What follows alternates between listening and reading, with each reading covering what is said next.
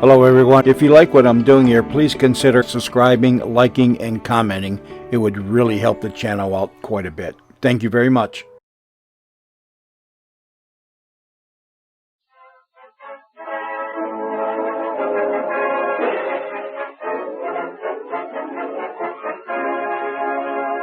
The American Challenge, bringing you the transcribed story of the unsung heroes of the Second World War.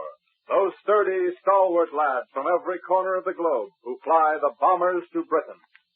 Elliot Lewis is starred as the cynical American ace who, after seeing the horrors of the London bombings, dedicates his life to the fight for freedom.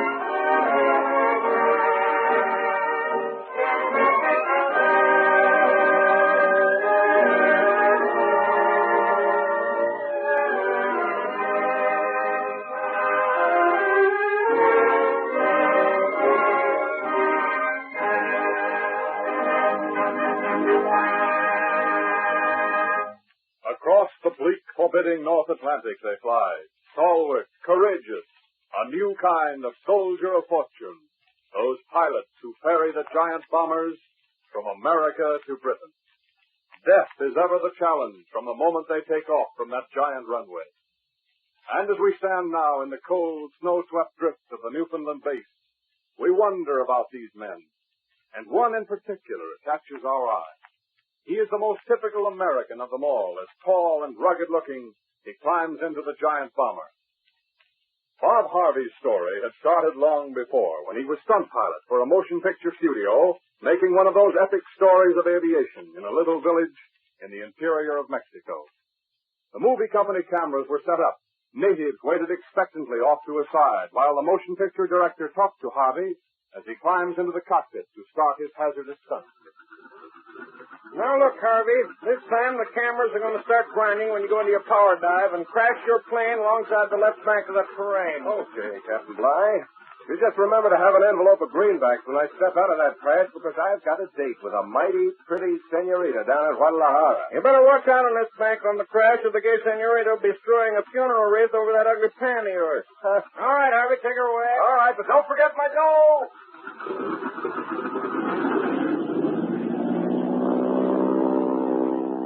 That guy doesn't seem to care whether he comes down dead or alive. That's why he's one of the greatest stunt pilots in the business. Get your cameras set. He's starting to come down. Turn him over. Here he comes. This is one time the Romeo of the airline is not going to miss. He better.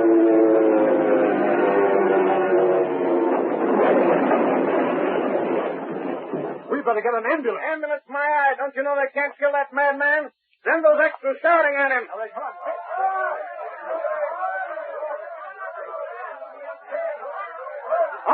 Cut! Come on!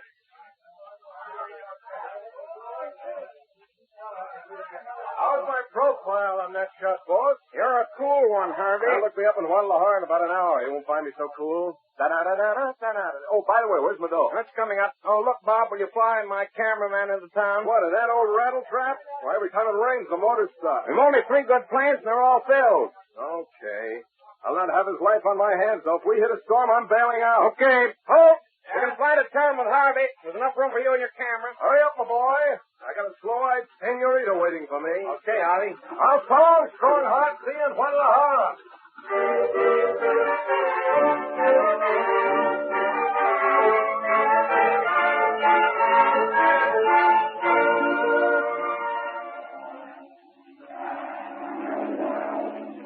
Yep.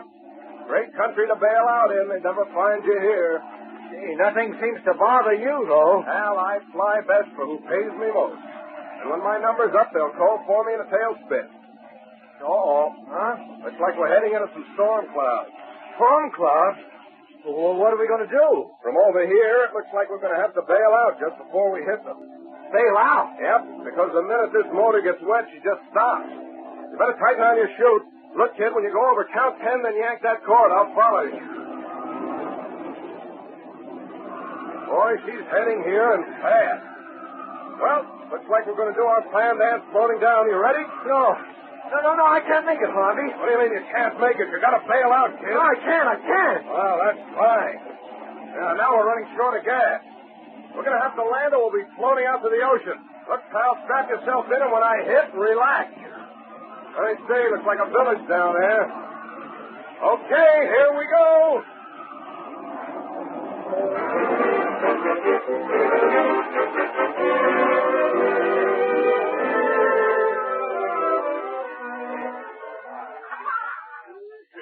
Look, Hole, I'm not blaming you, but there's a senorita waiting for me in Guadalajara. She was awful pretty. Oh, gee, I'm sorry, Harvey. Really, I am. I guess I lost my nerve. Forget it, Hole, forget it. That bartender, another drink for the senoritas. All of them. What about the senoritas? Oh, what about them? And look, Hole, get your director on the phone. Tell him I need some more dough. Gotta keep this party going, you know. Oh, we're in Padre Quino, 60 miles from the nearest telephone. Let's go home. But how can we, Harvey? We haven't any fuel. Just wish upon a star, pal. I'll get you home. Yeah, but how? We'll both inhale deeply. That'll do it.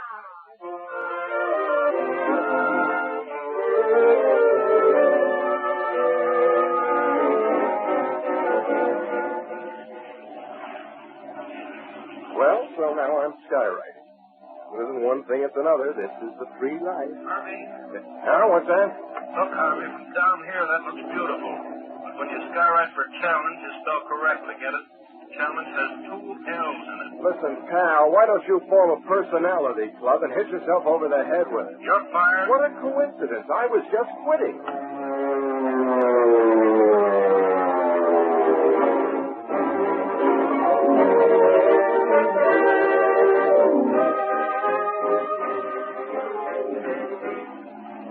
Look, lady, here's a thrill you didn't pay for. I'll show you how to make 50,000 people watching a football game for splash. I'm going to swoop down and tackle the guy carrying the ball. Hold on to your diet. Here we go.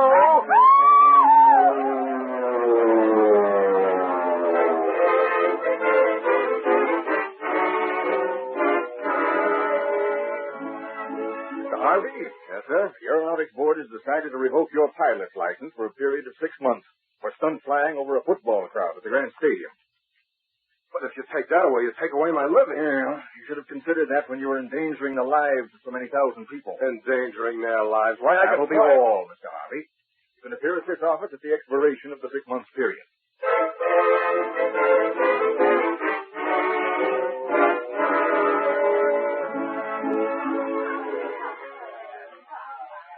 Hello, Sloppy. Hello, Bob.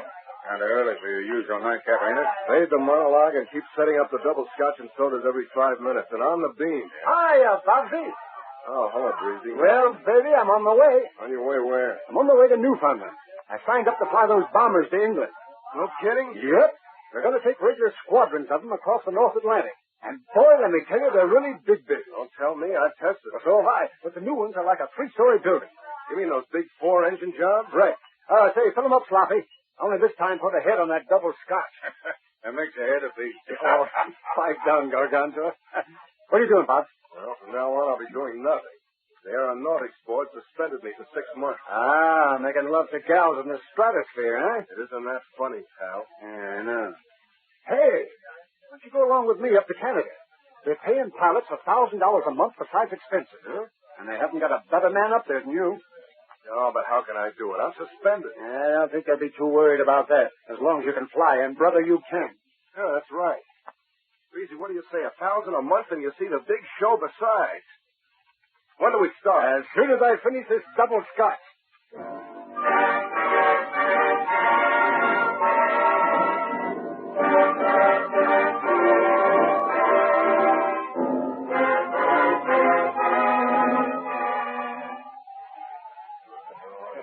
Hello. Hey, what are you doing at my booth? I don't take me to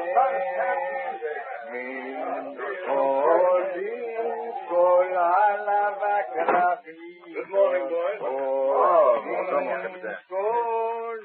Hey, Florence Nightingale, pipe down. Oh, shut up. Oh, Guten Morgen, Captain Bartlett. Good morning, Slim. Men, I'd like you to meet 4 new volunteers for the Bombers to England Squadron. Robert Harvey here, hails from California. Wilberforce Parker from South Dakota. If it's all the same, Captain, I go by the handle of Breezy. Sorry, Breezy. I've evoked a ghost in the name of Wilberforce. The third pilot is Clayton Pike from Vancouver. Here's Luis Emilio from Mexico City. Now, if you men will take your places, we'll get over our speech-making and move out to the flying field.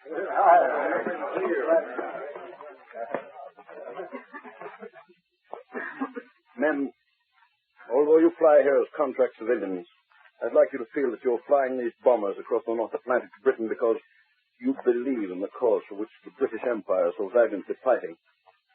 When you span the vast solitude of the Atlantic, when you find yourself on a mission so close to death and yet so full of the meaning of living, I know you'll find the meaning of freedom, the answer to what the British Empire is fighting to preserve. I guess we should leave the making of speeches to diplomats and stick to our flying. While we're all assembled, I'll explain our method of identifying ourselves to each other. Each one of you will be given a Very pistol with a combination of variously colored flares, which should be changed at hourly intervals. You'll receive a secret code number, which is also to be changed hourly. This, of course, is done to prevent a German plane, ship, or radio station from passing itself off as British by code or flare. Before each flight, pilots will be given a weather report and will assemble here to discuss the flight plan and route. That's all for now. Oh, yes. Will Pilot Harvey report to me in my office immediately? The rest of you are on your own until called.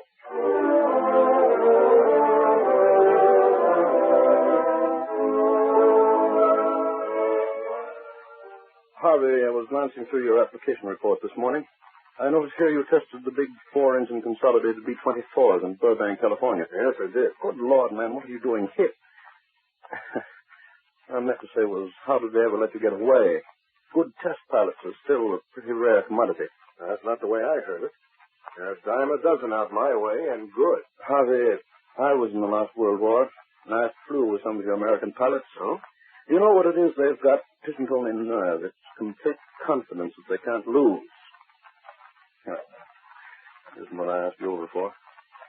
We're flying for the first time the new consolidated B-24s. You know, Harvey, flying the Atlantic is a little different than anything you've done before. The overland pilots fly on radio beams. They aren't supposed to know navigation by sun and stars. But flying these big ships at night over the northern route across the Atlantic Sea is done entirely by dead reckoning. There are no radio beams to guide us. Well, I wouldn't worry about that, Captain Bartlett. See, I studied star navigation under a man who could spot Polaris, Arcturus, Pollux, and Sirius in a tornado. My father was professor of astronomy at Caltech. Well, that being the case, you're about ready to shove off with the first flight. That's why I came up. The sooner I get a whiff of that pond, the better. There's a flight in 48 hours. I'm leading it myself. How would you like to wheel a B-24 across the runway to England? I'm ready whenever that dough is. Very well. You're pilot of plane 3. Great. There's not much to be offered in entertainment while you're here. We're showing a G-Archery picture tonight from squad headquarters. Well, if it's all the same with you, Captain, I'd like permission to go into town. Mm-hmm. See, there was a rather attractive little stewardess on the plane coming up, and, well, she reminded me so much of a favorite sister of mine that I... Yes. Yes, I know what you mean. Well, we'll see you later.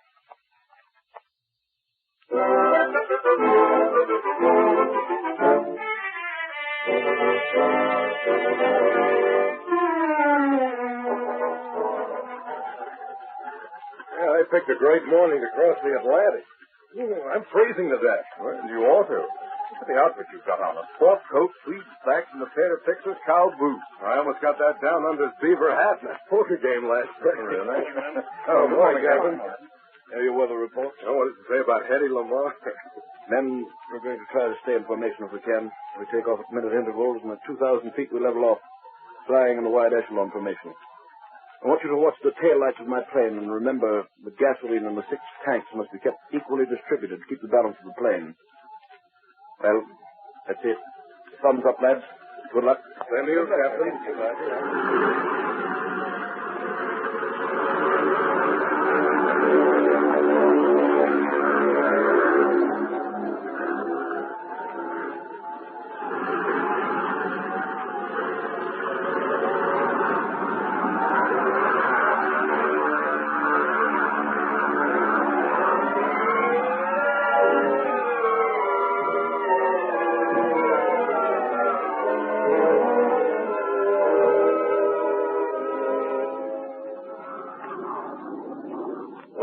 In the lab, we're on our way across the big pond. How does it feel? Well, this is my 4th trip across as a navigator hobby, so it isn't exactly a new experience. I see what you mean, pal. Hey, you're flying under the orders of the Royal Air Force, aren't you? Yes, I'm a lieutenant in the Canadian Royal Air Force.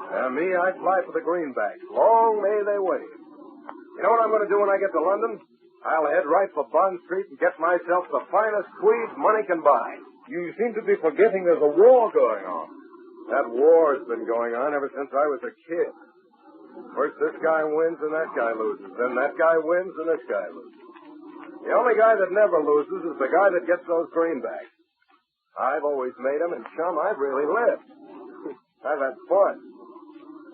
Uh-oh. It's like we're heading into a cloud bank. Here's where we lose each other. I'm going to nose her up, Allison, so get your oxygen mask on.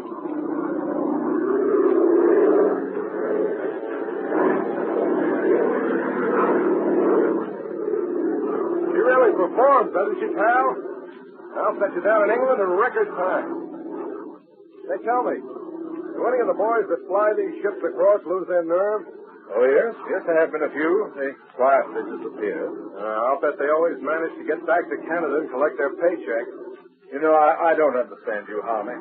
This all seems to be one grand lark to you. Oh, what's it supposed to be, a Sunday school session? You don't seem to realize that people are dying, and many of them civilians, far removed from actual combat. Yeah, sounds like a familiar theme song. There were a couple of million civilians in the last war before they put a uniform on them.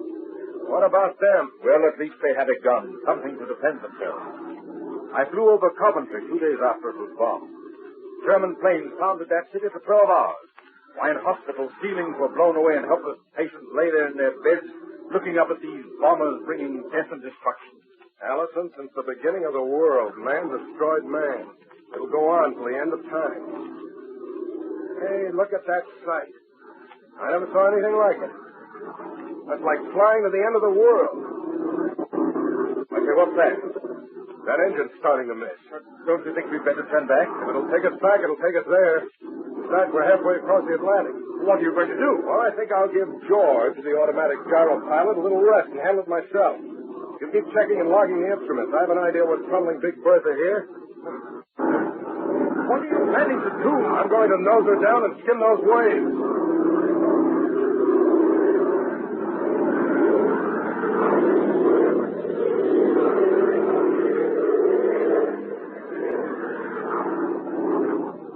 Well, you can sing Lead Kindly Light now, Allison. That was a close call. Well, to be truthful, I already sent my prayers. What was wrong, Harvey? I wasn't sure, but I suspected the number 2 tank wasn't distributing into the carburetor, and the plane started to get side-heavy. So I shut off the other 5 tanks, gunned her, and had it drain off the tank, too. When I came out of the dive, she used up enough to level off. Harvey, you're a miracle man. Well, Sonny boy, I'll tell you what it is. I always fly with a prayer inside of me instead of on my lips. We've been flying 9 hours, 37 minutes, so we can't be very far from England. And it's just time to open the wireless for a message. Reporting from position 26. Reporting from position 26. Word has been received that the German air fleet is bombing the ports of Plymouth and Portsmouth. This is one of the most deadly and daring attacks to date. Report to your alternate bases. Position 26 going off now. Position 26 going off now. Well, it's like another one of those big shows are on. Don't you think you ought to change your course, Harvey? Well, I've got a notion I'd like to witness this party. You're forgetting your orders, Harvey. We're told to land at the alternate base of 26. That's 60 miles above London. You're forgetting that I'm not in the RAF. Hey, look over there. Look at that hurricane chase that Stuka into the sea. Oh, he's in trouble. 3 of them are on him now. He's going to dive, but he's diving too fast. He'll never come out of it. And those Jerrys are right on his tail, machine gunning him into the sea. Banker! Banker, you fool! What are you doing? What are you doing? Hal, I'm going to do my good turn today. I'm going to take those guys back home. You can't do that. We have orders to land this bomber in Britain. We're not combat players. Now, you just go back to that cot and lie down, will you? When I start coming at those guys, they'll think the whole RAF is after them. But, Harvey, you can't fight without pursuit ships. I'll fight them without. Well, it doesn't matter now. They got him. There he goes into the sea. Okay, we'll head for the alternate base. I better climb up so we won't be meeting 1,000 cherries going home.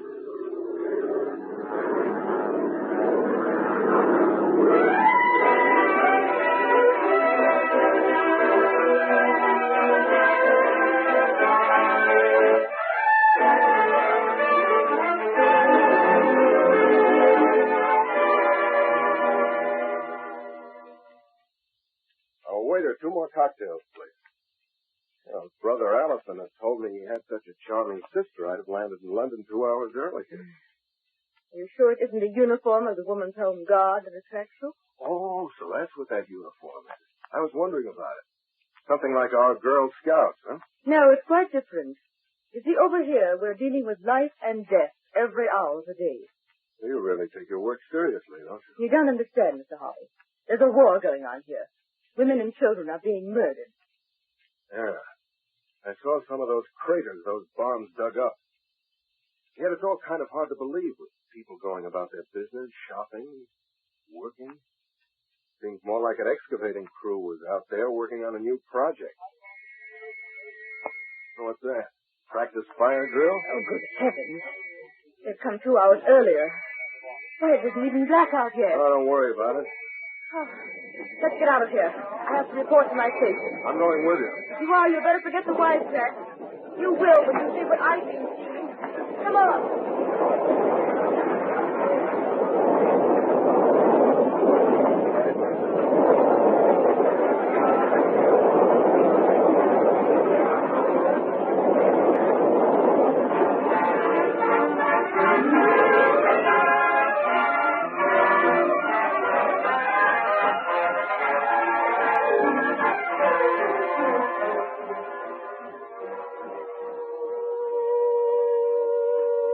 Here goes the old clear.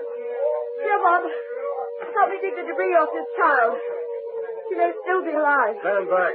I'll pull that wall down to get her out. Oh. I'm afraid it's too late.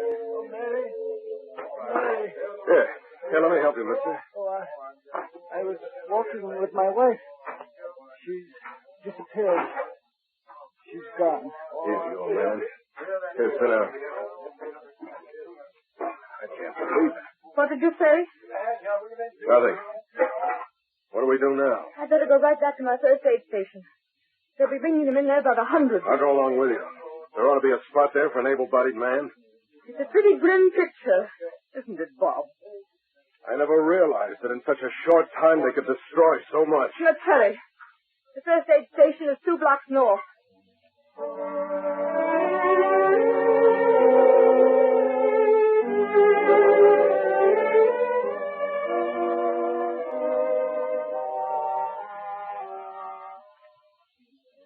Look, Iris, you've been going at this thing for 2 hours. Why don't you rest?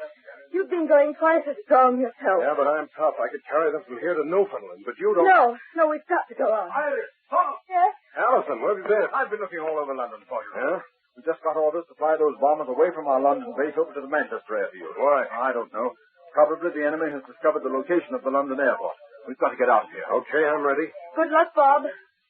Take care of yourself. I'll be back, Iris. I'll be back a lot of times.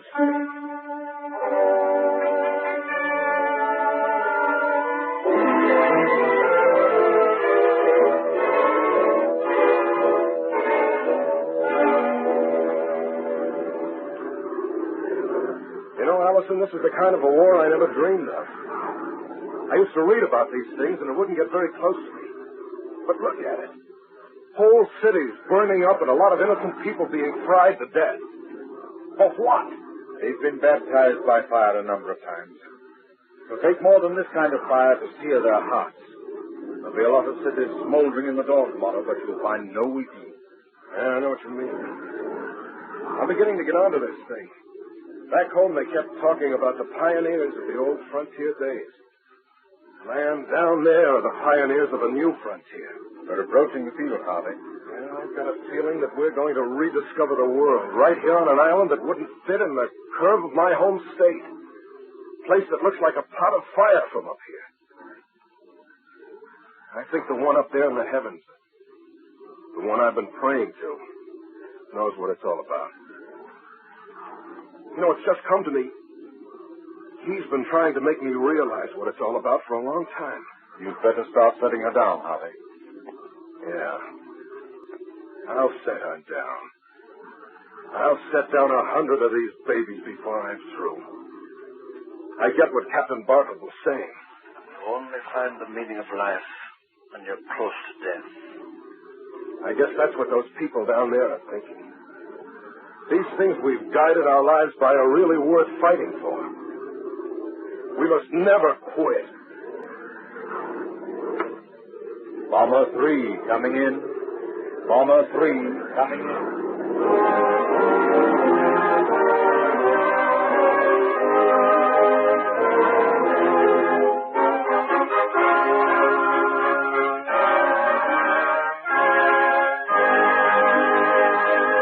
And so these sturdy, rugged youths answer this challenge gallantly, as do those other hundreds of thousands of young men who battle against aggression in the four corners of the earth.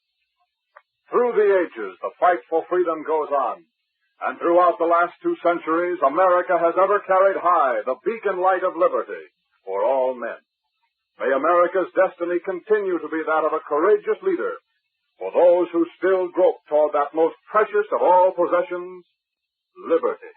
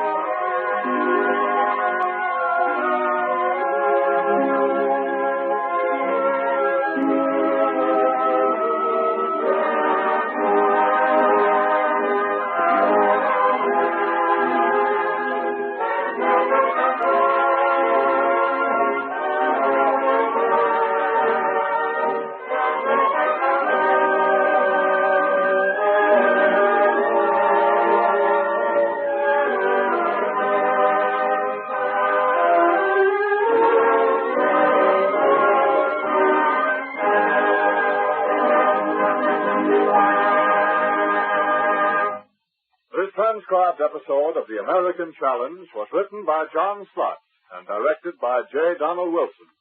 Original musical score was composed and conducted by Felix Mills.